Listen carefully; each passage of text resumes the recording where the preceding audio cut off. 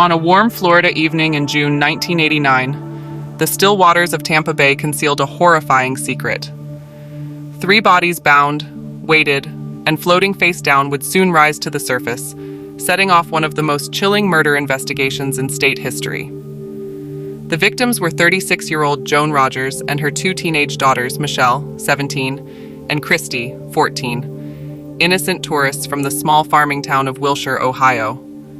Their brutal deaths would uncover the monstrous double life of a man named Oba Chandler, a smooth-talking handyman with a dark past and an even darker secret. Chandler's life was marked by instability from birth. Born in Cincinnati, Ohio, on October 11, 1946, he was the 4th of 5 children. At 10, his father hanged himself in the family's basement, leaving deep emotional scars. At the funeral, he jumped into his father's grave, a haunting image that foreshadowed his disturbed psyche. By 14, Chandler was already stealing cars and racking up juvenile arrests. His adult record included crime, burglary, counterfeiting, armed robbery, kidnapping, and indecent exposure. Despite his violent, manipulative, and unpredictable nature, he lived an ordinary life as an unlicensed aluminum siding contractor in Florida.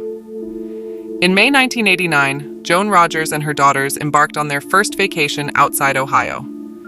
After a year of emotional strain, particularly following the sexual abuse of Michelle by her Uncle John, they decided to take a break. Leaving Wilshire on May 26th, they drove south toward Florida's sunshine and beaches. After visiting Orlando, they returned on June 1st but took a detour through Tampa for one last day of fun. Lost and looking for directions, they met Oba Chandler. Charming and helpful, Chandler put strangers at ease. When Joan asked for directions, he not only helped but also offered to take them on a sunset boat ride across Tampa Bay. Being from Ohio himself, he used that connection to gain their trust. Later, Joan scribbled his directions on a brochure she kept in the car. Those notes would later become the key to solving the case. At 12:30 p.m. that day, the Rogers checked into a Days Inn on Route 60. A roll of film found later in their room told part of the story. Pictures of Michelle sitting on the floor, smiling, and another taken from the balcony showing the sun setting over the bay. It was the last photograph ever taken of them alive. Around 7:30 p.m., witnesses saw the 3 dining at the hotel restaurant. Sometime between 8:30 and 9 p.m., they met Chandler by the dock on the Courtney Campbell Causeway, where his boat waited. By 3 a.m., all 3 were dead.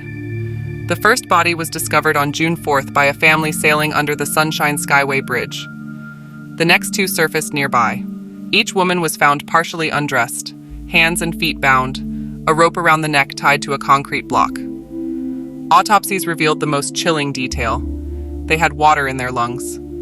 Joan, Michelle, and Christe were alive when they hit the water. Michelle had even managed to free one hand before she drowned. The ropes, the concrete blocks, all meant to keep their bodies hidden forever. But decomposition bloated the corpses, forcing them to the surface, where they told their silent story.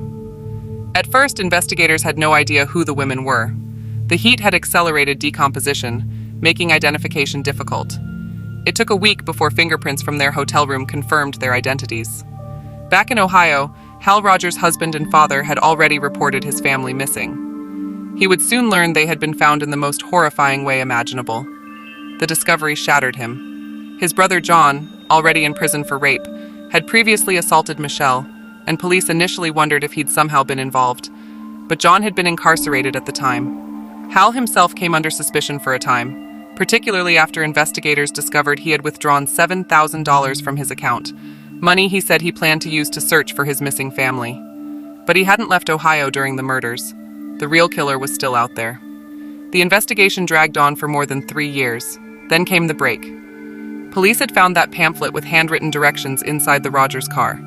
They released enlarged images of the handwriting on billboards across Tampa Bay, a bold and unprecedented move for the time. Beneath the handwriting sample was a plea. "Do you recognize this?" It worked. A woman who had once been Chandler's neighbor recognized it immediately. She handed over an old work order written by him, and handwriting experts confirmed the match. A palm print on the brochure sealed his fate.